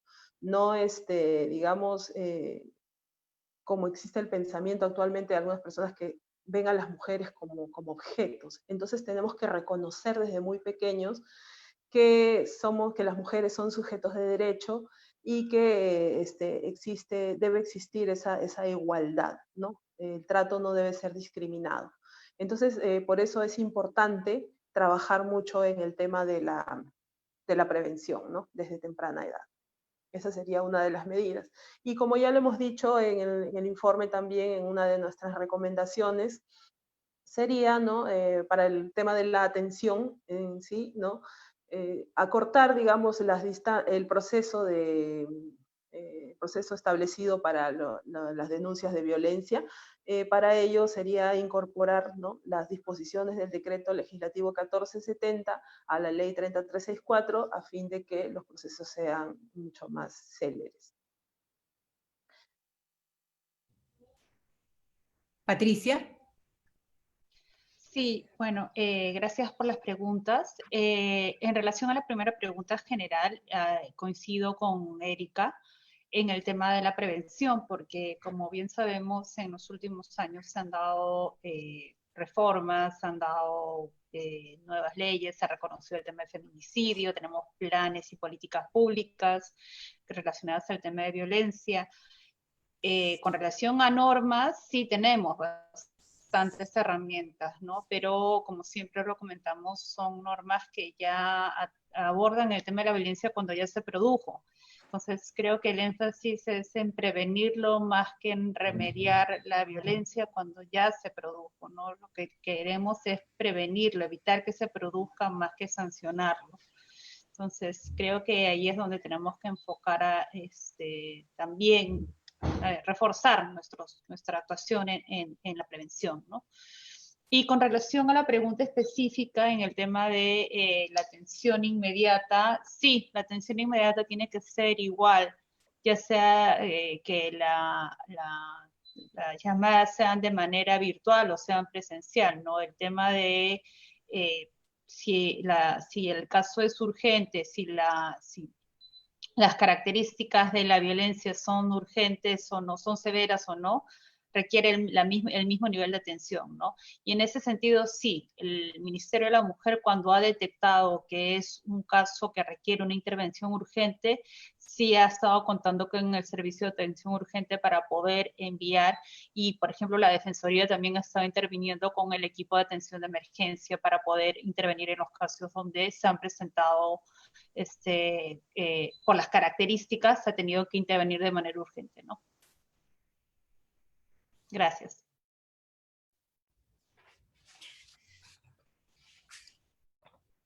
Yuri. Sí, en relación a la primera pregunta, como bien lo han señalado mis colegas, el tema del ámbito de prevención es un tema transversal. Tiene que ser, tenemos normativas sancionatorias ya incluso más rigurosas con el tiempo, se han puesto de manera más rigurosa el hecho de un delito de feminicidio, sin embargo se ha también penalizado ya el acoso sexual y tenemos un bagaje de normativa. Sin embargo, sí creo en la necesidad de fortalecer los servicios de defensa pública y los servicios de defensa de patrocinio legal. En este caso tenemos dos a cargo del Centro de Emergencia Mujer, que brinda este servicio de defensa legal también, y los servicios de defensa pública. Y por lo menos garantizar en aquellas regiones donde existe una demanda de la atención de víctimas de violencia, garantizar defensores y defensoras públicas de víctimas. Esto es importante, porque a partir de este importante personal, se va a garantizar que de alguna u otra forma el procedimiento sea no solo salvaguardar la integridad de la víctima, sino también garantizar que el procedimiento se dé acorde al marco legal vigente. en las 9 regiones que hemos supervisado, solamente 1 tiene defensor público especializado en temas de violencia de género. Entonces, esto aún con mayor razón, porque ellos tienen el fortalecimiento de capacidades para afrontar y la atención de esta forma de violencia de género.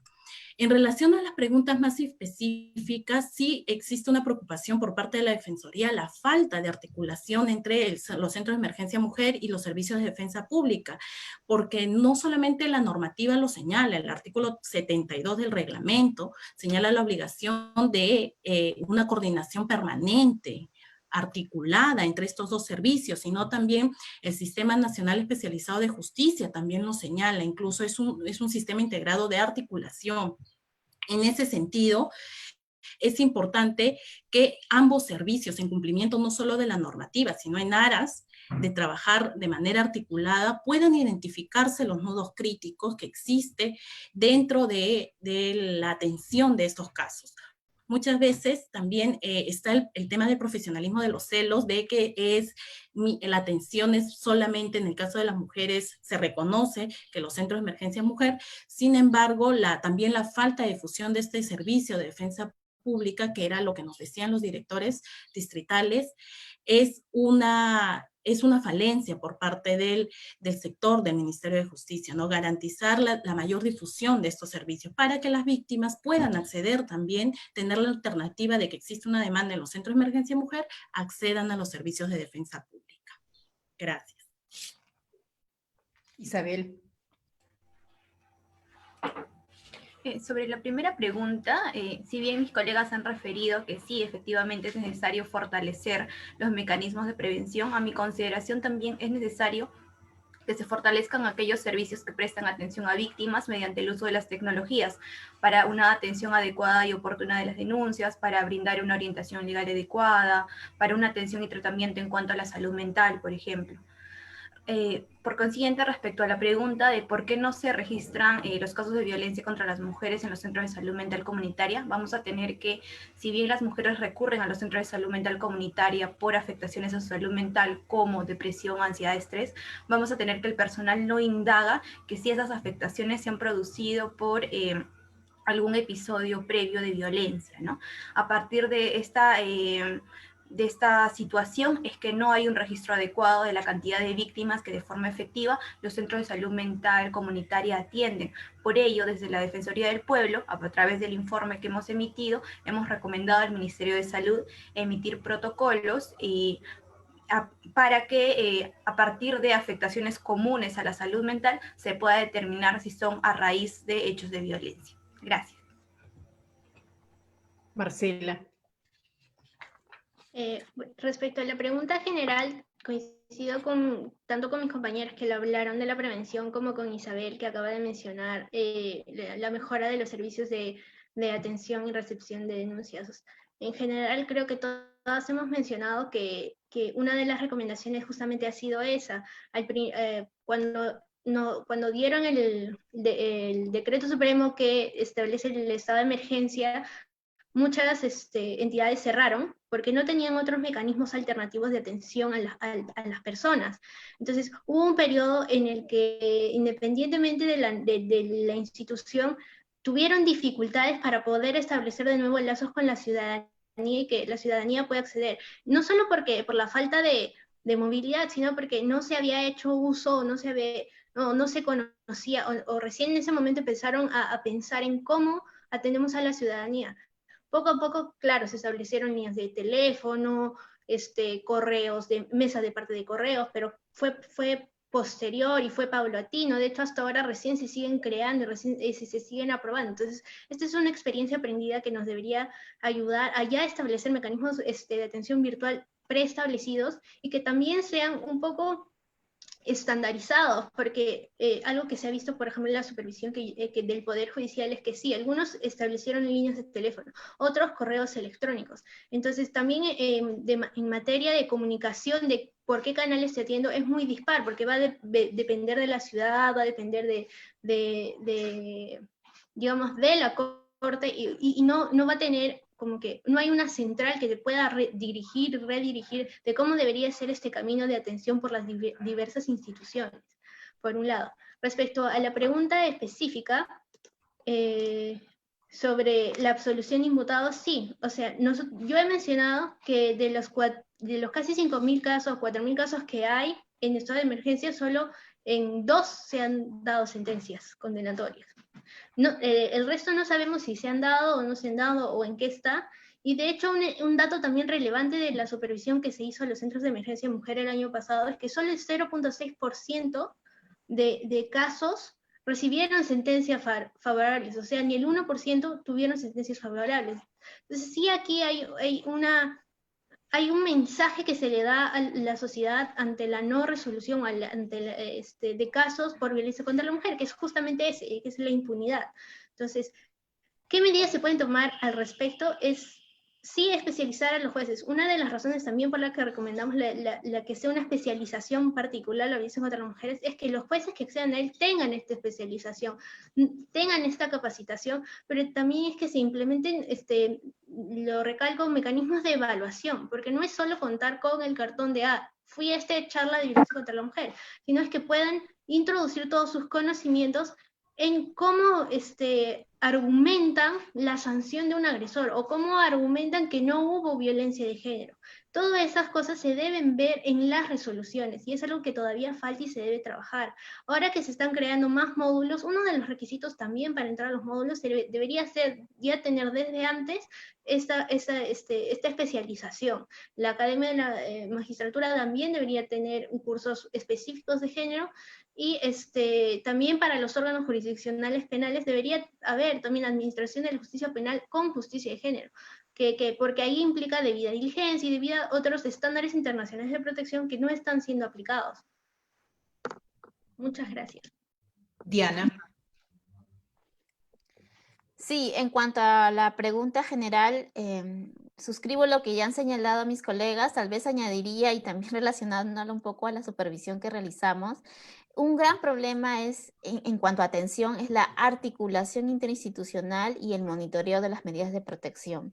Por eso seguimos resaltando la importancia del RUBA, ¿no?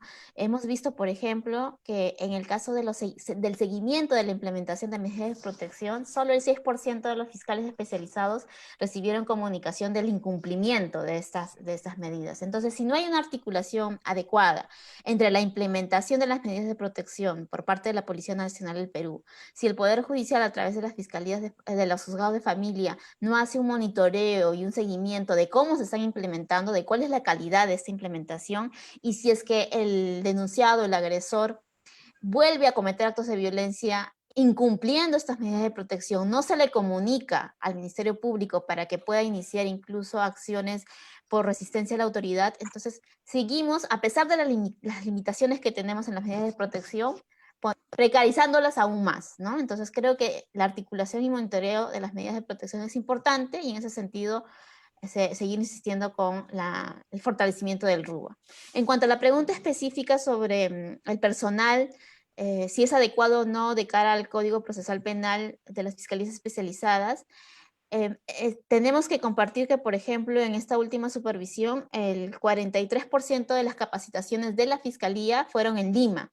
Y de todas las capacitaciones que se dio, sobre todo el año 2019, porque este año tuvieron que virtualizarlas justamente por el contexto del COVID, solo el 7% fueron diplomados, que podrían darnos un estándar, digamos, un poco más amplio de tiempo y la profundidad de los temas. Entonces, una recomendación, dos recomendaciones importantes en ese sentido es, como ya también señalaba Marcela, que se tenga un sistema de seguimiento y evaluación del impacto de estas capacitaciones y también ampliar estas capacitaciones a nivel nacional en el caso del Ministerio Público. O sea, no solamente centrar las capacitaciones en Lima, sino que tenga un amplio alcance a nivel nacional. Y finalmente, para tener en cuenta cómo en las supervisiones, llámese de los CEMS, del Ministerio de Justicia a través de la Defensa Pública, de todos los operadores y operadoras del sistema de Justicia, en todas nuestras supervisiones hemos notado estas falencias. Por eso creo que una recomendación transversal es que ya contemos con el Centro de Altos Estudios, que va a concentrar todas estas capacitaciones, que va a estandarizar esta formación, como decían también mis colegas, la especialización en el manejo del enfoque de género, evaluar las resoluciones y sobre todo no solamente garantizar el acceso a la formación, sino también un monitoreo del impacto de esta formación para que tengamos mejores jueces y juezas, fiscales, policías formados con el enfoque de género y no estemos luego viendo lamentables casos que por alarmantes prejuicios de género generen impunidad y refuercen estos altos índices de tolerancia social a la violencia contra las mujeres en nuestra sociedad. Muchas gracias, Diana, a mis colegas de la Adjuntía por su participación. En realidad ha sido un breve recuento de los obstáculos que puede pasar una víctima para recibir la atención desde los servicios del Ministerio de la Mujer, la Policía Nacional, el Ministerio Público, el Poder Judicial, el Ministerio de Justicia a través de la Defensa Pública y los centros de salud mental comunitario. Hay datos reveladores, pero creo que un primer aspecto que tenemos que relevar es que sí tenemos que reconocer que hay operadoras y operadores comprometidos con ese tema. Por eso es que cuando se habla de porcentajes, por ejemplo, el hecho de señalar que a partir del decreto legislativo 1470 se han recibido un 51% de denuncias, es decir, ha habido un incremento. Sí hay una cantidad de profesionales que tienen el enfoque y es a los que la Defensoría del Pueblo saluda y refuerza en su trabajo. Pero también lo siguiente que tenemos que decir es que el desempeño no es alentador, ni hay un estándar en el trabajo de todos y todas en materia de la atención y otorgamiento de medidas de protección, que es lo que hemos tratado en esta webinar. Vamos a hablar de dos aspectos que son relevantes y que se han señalado acá. Por ejemplo, el RUBA y el Centro de Altos Estudios para la Violencia basada en género ya tiene de vigencia con la ley 30364 5 años. Entonces, son instrumentos que son absolutamente necesarios para poder resolver todos los problemas que año a año, supervisión a supervisión, la Defensoría del Pueblo va detectando. ¿Qué significa no tener un registro único de agresores y víctimas? El RUBA, que está a cargo del Ministerio Público, que están haciendo los esfuerzos, pero lo que sentimos es que estos esfuerzos son muy elementales en función a lo que la sociedad demanda de la atención de los servicios. Ese RUBA nos permitiría conocer cuáles son las tendencias, cuáles son los sectores donde hay mayor violencia, qué medidas tomar, cómo se está sentenciando, cuál es la ruta de un caso en específico que puede llevar a mujeres a que acudan con toda la confianza y rompiendo los miedos, la vergüenza, enfrentando a un agresor, a ir a un sistema de justicia en el que confían. Pero llegado el momento, ese sistema, ¿qué va a hacer? Lo que nos mencionaban nuestras ponentes. No reconocen el certificado de psicológico que da un centro de emergencia mujer, no se dan las medidas de protección. Las medidas de protección son absolutamente etéreas y abstractas que no permiten que haya un debido resguardo de la integridad de la víctima o de sus familiares, o que los servicios como los centros de emergencia mujer se hayan replegado durante la emergencia, y ya Patricia nos daba cuenta de cómo se ha dado el servicio de atención urgente y la línea 100, ¿no? Si bien conocen la materia, tienen formación, pero lo que ella nos decía era revelador en el sentido de un crecimiento exponencial a 190%, y los servicios no habían crecido en función a lo que la población está demandando de ellos. Entonces, son esas cosas que llaman a la Defensoría a poner en blanco y negro todo lo que recoge en el país, en muchos casos, como la supervisión de Isabel, ha estado focalizado en algunas regiones, pero eso te da un norte de por dónde está yendo la atención de las víctimas. Y claro, ahí hay un tema de fondo que tiene que ver con la capacitación y sensibilización. O sea, si no estoy capacitado y no tengo esa sensibilización y ese norte con el enfoque de género para administrar justicia, para ser un órgano que da la atención legal, psicológica, la atención más, en un círculo más externo a lo que es la justicia en sí, esas víctimas no van a tener una justicia efectiva y el sistema se deslegitima o se desacredita. Entonces sí necesitamos esa capacitación y sensibilización que lo hemos dicho siempre, pero el problema mayor es la falta de este centro de altos estudios, porque cuando tú hablas de un centro de altos estudios significa que va a ser el laboratorio donde se tiene que analizar a profundidad qué está pasando con la violencia en nuestro país, cuáles son las tendencias. Habrá que sacar las sentencias que sean ejemplares en la argumentación para que otros jueces puedan tomar en cuenta.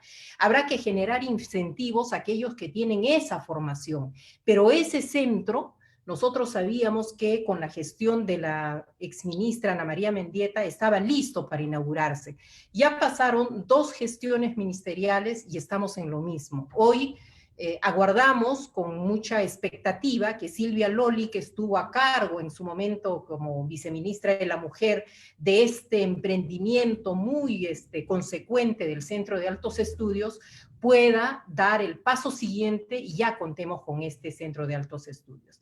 Y lo otro, lo que señalaba Marcela, ¿no? El tema de la formación de jueces, o sea, ¿qué está haciendo la academia? Porque si no hay una real comprensión, este sistema de justicia no solamente va a aplacar las ansias de justicia de la víctima en concreto de un caso, sino va a generar una impunidad que es absolutamente perniciosa para los fines que se persigue y la revictimización de las personas que acuden a estos servicios. Entonces, dicho esto, las recomendaciones que hace la Defensoría del Pueblo son recomendaciones que tienden a desbrozar el camino por el cual se tiene que dar una atención de calidad. Entonces, si hablábamos del RUBA, hablábamos del Centro de Altos Estudios, también tenemos que hablar que estas instituciones son un engranaje de lo que es el sistema especializado de justicia para violencia de género. Y como todo sistema, tendría que funcionar como un engranaje de piezas frente a un objetivo común que es lograr justicia efectiva, reparadora, restauradora, pero también esa justicia preventiva que permita generar cambios importantes en la sociedad. Una sociedad que no tolere la violencia, una sociedad que confíe en sus instituciones. Y justamente en esa línea nosotros hemos desarrollado una 7ª supervisión que todavía está en la fase final, que es ya al funcionamiento del sistema de justicia y que recoge varias de las cosas que en nuestros informes se señalan. Este tema de la articulación es casi como buscar el premio mayor, decir cómo hacemos que las instituciones renuncien a sus espacios institucionalizados y puedan abrirse a una coordinación que vaya en el propósito más común de cómo doy justicia efectiva a las víctimas, cómo vamos a procurar que tenga una protección adecuada del Estado. Y ahí tenemos todavía serias dificultades, no hay articulación, los presupuestos cada quien los distribuye de acuerdo a sus intereses institucionales, más no a una mirada de comunidad. Este plan de acción conjunto va a culminar en diciembre, porque ha sido parte de una política de emergencia del 2018, pero se ha abierto la posibilidad de un presupuesto orientado a resultados para resolver el tema de la violencia de género. Y definitivamente ahí tienen que estar los esfuerzos para crear una cadena de valor, no solamente para la atención, sino para la prevención, porque la pregunta inicial que les hacíamos a nuestras ponentes respecto a ¿qué es lo más importante para esto? Al unísono han coincidido en que son las políticas de prevención. políticas de prevención que necesariamente tienen que darse hoy, ahora, para poder abordar el tema con un cambio de actitud, con un cambio cultural que lamentablemente el tema de justicia no lo va a resolver. O sea, podremos sancionar y decir que son prácticas nocivas a la sociedad y que tienen un marco para su seguimiento en la vía penal, en la vía especializada, y cómo hemos avanzado en los parámetros internacionales, nacionales, para su vigencia. Pero en el fondo, a lo que tenemos que tender es a que esta sociedad sea una sociedad mucho más igualitaria, una sociedad mucho más respetuosa de los derechos de las mujeres y una sociedad en la que se pueda cambiar los patrones desde todo ámbito. O sea, no es solamente pedirle a una persona que haga el cambio, son los cambios en las familias, son los cambios en la comunidad, son los cambios en las diversas esferas de la sociedad, el sector empresarial, el sector corporativo, el sector sindical, o sea, cómo todos se unen a esto. Últimamente hemos visto un caso de discriminación a una xenofóbica, a un repartidor de comida de una línea de entrega rápida por el servicio de delivery. ¿Y qué fue lo importante? No la reacción del sistema de justicia, sino una empresa, ¿no?, de transporte que dijo que no va a subir a su avión. Entonces, esa es una práctica que se tiene que relevar, pero tú ves cómo, en este caso, el sector empresarial o alguien de la sociedad da un paso más y el Estado tiene que estar a la altura de las circunstancias para poder responder y decir de una forma más unívoca que esas prácticas no se permiten. Y eso está pasando con las mujeres. Nosotros vemos que ha habido un avance importante, por ejemplo, en el activismo, en cómo se han conquistado derechos, la sociedad avanza, las redes de comunicación, cualquier caso lo relevan y se logra frenar conductas, cambiar conductas, sanciones a operadores, operadoras de justicia, pero eso tiene que ir de la mano con aquello que la Defensoría va identificando en sus supervisiones. Entonces, dicho esto, creo que es importante también este tema de prevención y cómo la atención puede dar muestra de un Estado que es firme, un Estado que tiene calidad en lo que hace y que las víctimas en concreto puedan confiar en él. Dicho esto, yo quiero agradecer no solamente a las ponentes, a quienes las mencioné al inicio, sino a todo el equipo de la adjuntía que ha sido parte de este esfuerzo de las 6 supervisiones y la 7ª que viene con una entrega en el mes de diciembre. Nuestro agradecimiento también a Samir Valverde, a Rubí Paco, a Nadia Gonzaga, a Héctor Guamaní, a Charito González, a Mili González, a Mirta Pecho y a Giancarlo Urmeneta. Ellos son también parte de este esfuerzo y a todos y todas las comisionadas y comisionados de la Defensoría del Pueblo que han recogido la información que nos han permitido sistematizar. Y un agradecimiento a las autoridades. Nos hemos reunido en muchas ocasiones con todas las autoridades de las instituciones supervisadas. Han habido recomendaciones que han sido incluso consensuadas antes de poder lanzarlas para decirles cómo ve la Defensoría su funcionamiento. Estamos en un momento de seguimiento de esas recomendaciones. Hemos recibido respuestas favorables de varias instituciones diciéndonos que el trabajo de la Defensoría les sirve para esas modificaciones que son importantes organizacionalmente, presupuestalmente o en cambio de conductas. Entonces, con esto yo quiero cerrar este evento denominado Un Camino sin Violencia contra las Mujeres, Desafíos y Perspectivas, con esa perspectiva siempre presente en la Defensoría del Pueblo. Vamos a seguir supervisando y seguiremos diciendo dónde están los errores, las fallas, dónde hay que hacer los ajustes, pero también reconociendo el trabajo de quienes comprometida y responsablemente están trabajando en favor de las mujeres y contra la violencia que día a día las va azotando, no solamente en el espacio privado, sino en el espacio público. Muchísimas gracias a todas y todos, a mis colegas que han tenido la gentileza de exponer el gran trabajo que han hecho durante este tiempo. Felicitaciones a ustedes y gracias por su participación. Buenas tardes. Gracias, buenas tardes. Gracias. Muchas gracias. Buenas tardes a todos y a todas. Gracias, buenas tardes. Gracias, buenas tardes con todos y todas.